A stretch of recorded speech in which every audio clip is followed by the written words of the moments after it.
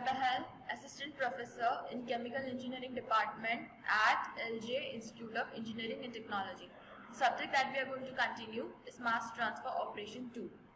So, in this lecture, we will study about the cooling towers. Okay, cooling towers has a major application when we are talking about the humidification operation. Okay, again, what is humidification? Humidification means you are adding water vapor into your air.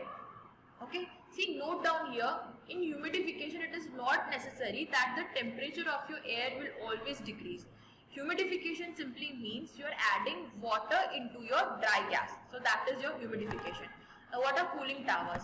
See, a cooling tower is a type of heat exchanger, okay, in which warm water and air are brought into contact for evaporative cooling. Okay, see, note down the term evaporative cooling. So it is a non-adiabatic operation. Okay, so in cooling tower, what you are carrying out? A non-adiabatic operation. Okay, and what you are doing? Warm water and air are brought into contact here. Now, enthalpy of air is lower than enthalpy of water, right? So sensible heat and latent heat transfer take place from water drop to the surrounding air. The mechanism is what here? Sensible and latent heat transfer occurs from water drop to the surrounding air. Okay, so temperature of water decreases here, plus some amount of evaporation also occurs because latent heat is also included. Okay, so water will get converted into vapor phase.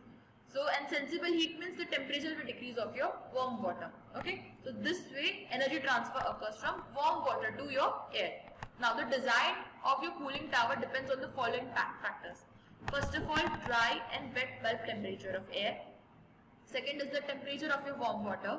Then the mass transfer coefficient. Okay, how much mass transfer coefficient is there between water and air? Then and only then it will be possible for mass to transfer. Okay, here mass is what we are talking about, water vapor, right? Then the uniformity of distribution of both phases. Okay, of course air and water has to be brought into contact here, right? So uniformity of distribution is also important here. Then air pressure drop. Then the desired temperature required for your water. Up to what temperature you have to cool down your water.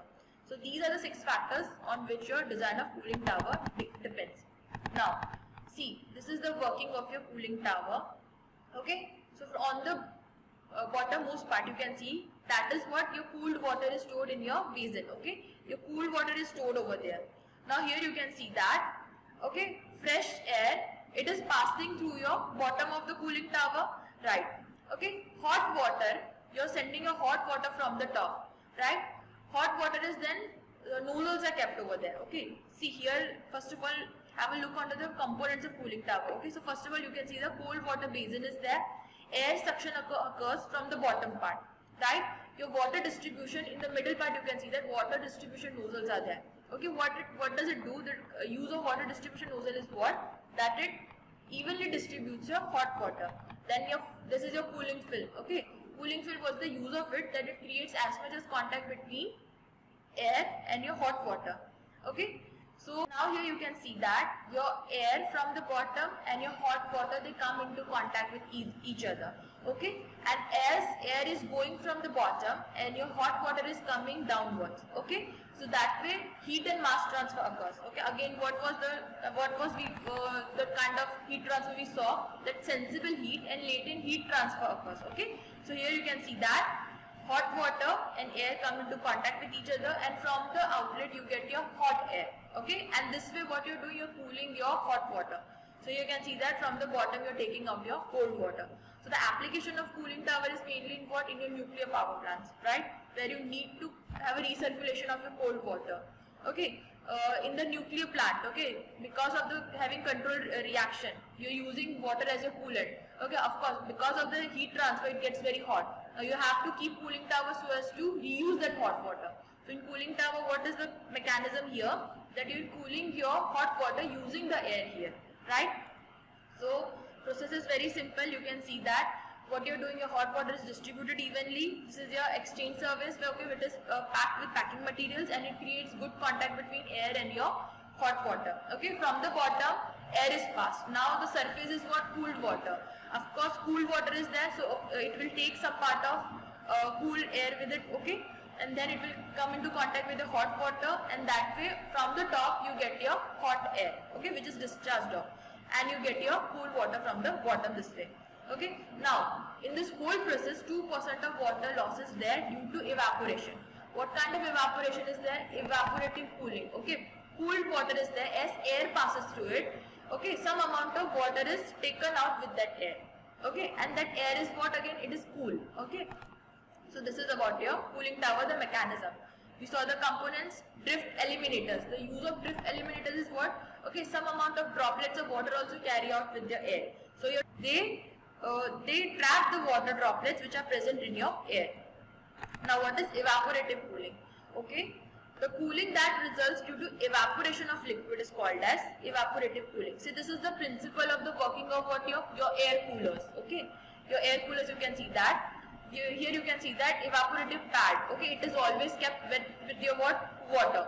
Now as hot air passes through it, okay, it comes into contact with your what? Water. And because of that you're keeping what? Again you're keeping your blower. Okay, the blower, it will then suck out the cool refreshing air. Okay, now this air is what? It is humidified also and its temperature has also been decreased because some amount of water has been what? Evaporated into your air. Okay, so room coolers work on this principle.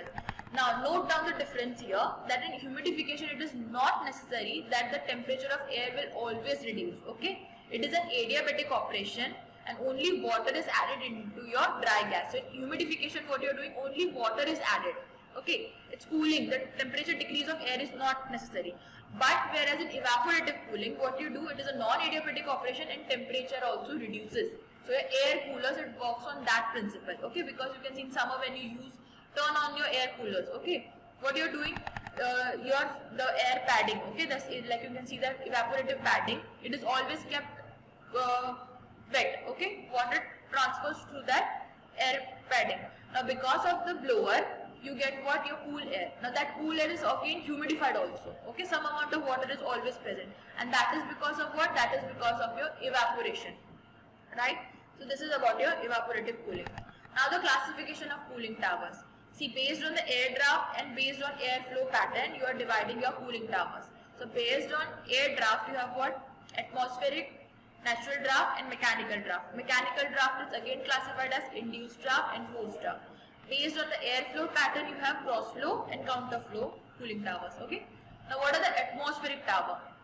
It is a big rectangular chamber with two opposite lowered walls. So you can see in the right side image what is lowered wall. Okay, that is your lowered wall.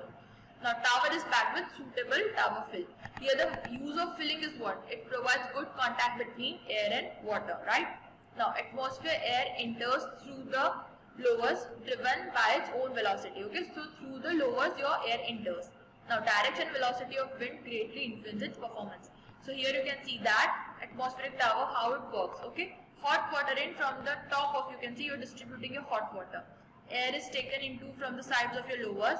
Okay, and hot air is taken out from the top of your column. Okay, and from the bottom you get your cold water. So this is your atmospheric tower. Now natural draft. A natural draft cooling tower has a large reinforced concrete shell of hyperbolic shape. So you can see that this is your natural draft cooling tower. Okay, this is also called as hyperbolic tower. So you can see the structure of it. It is a hyperbola form. Okay, so natural flow of air occurs through the tower. Hence it is called as natural draft. So see here, as temperature of air changes, okay, density changes. So because of that a natural draft of air occurs. Okay, hot air moves upward and it displaces. Okay, and so instead of that hot air, now cooled air comes into its place. So this way circulation of air occurs. Okay, hot air, because its density decreases, it moves upwards, and instead of that your cold air again comes. So this way circulation of air occurs in your natural draft. Now the use of hyperbola is what? Because it provides easy flow of your air to pass. Okay, it creates a good pressure difference. Because of pressure difference, your air is able to move from bottom to top. Okay, and this shape helps, that hyperbola shape helps to cause a natural circulation of air, right? The next is your mechanical draft. Now this is your, in mechanical draft, here we saw in classification, again you have induced draft and forced draft. Okay, so first is your forced draft cooling tower. Okay, now it has one or more fans which are located in the tower bottom to push air into the tower. So here you can see that at the bottom what you're keeping a fan also. Okay, Whereas in natural draft, in atmosphere, you can see that no fan was used. Okay, so here fan is used. Now air flow through the packing may be not uniform. So the problem here is what, that the packing, okay, air flow through the packing may not be uniform, right? So this is your mechanical draft cooling tower. Next is your induced draft cooling tower, which is again part of your what, mechanical draft. Okay, here one or more fans are installed at the top of the tower. Okay, so here what you're doing, you're keeping fan at top, whereas in forced draft, fan was at the bottom. Now depending on the air inlet and flow pattern, your induced draft towers are two types, cross flow or counter cross flow. Okay, see, in counter flow, what flow we are talking about? About water and air contact. Okay, so in counter flow you can see that water is coming from the top and your air is going from the bottom. So that is again what your counter flow. Whereas in cross flow, you can see air is coming, horizontally, and your hot water is coming from the top. So cross flow is achieving here. Okay, cross flow contact occurs. So this way induced draft is classified. The same is the classification based on your airflow pattern. Okay, so we saw here, based on airflow pattern, you have cross flow and counter flow. So again, counter flow, we saw the air pattern is how hot water is coming from the top and your cold air is coming from the bottom. Okay, similarly for cross flow, your cold air, it is coming horizontally. Okay, it is entering horizontally, whereas your hot water, it is coming from top. So this was about your cooling towers. The next topic here is now range and approach. Okay, range and approach is very important in the part of designing of your cooling tower. Okay, so first of all, range. In simple language, range means how much the liquid can be cooled. Okay, that is your range. What is the temperature of your hot water and what is the temperature of your cool air?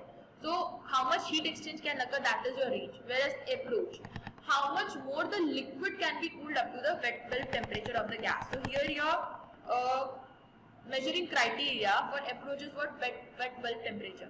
See here, note down, which is very important property in humidification which you have to learn, that we can cool the liquid up to its wet bulb temperature only. Okay, why? See, because wet bulb is the temperature which measures the humidity condition here. Okay, so again here you can see that wet bulb temperature is the lowest temperature to which air can be cooled by evaporation of water into the air at constant pressure. Okay, when we were studying about wet bulb temperature, we noted that it again shows you the amount of water present in it. Okay, so that is the lowest temperature up to which you can cool your air, because further cooling will result into what? Condensation. Okay, condensation will occur here. So up to wet bulb temperature only you can cool your air. Okay, because at dew point, when you go below dew point, at dew point what, your air is already saturated. Now further saturation means it is already fully, it is having excess amount of water in it. So no more evaporative cooling can occur using dew point temperature of air. Okay, because at dew point it is already saturated with enough water. So when we are talking about evaporative cooling, your air can only be cooled up to wet bulb temperature, because at wet bulb temperature your air is unsaturated. More amount of water can be taken into it, right? So here you can see that what is range. So you can see hot water temperature in and cold water temperature out. So that is your range. Okay, into the tower and out to the tower. Okay, in hot water in minus the temperature of cold water out. So up to that temperature you can, that is your range up to which you can cool it. Okay, now approach is what? Maximum limit up to which you can cool. Okay, up to the wet bulb temperature you can cool it. So cold water out and wet bulb temperature in. So that is your approach. Okay, how much more the liquid can be cooled up to the wet bulb temperature. So these are the important points you have to remember about your cooling tower. So that was about today's lecture. In next lecture we will continue with different chapter. Thank you.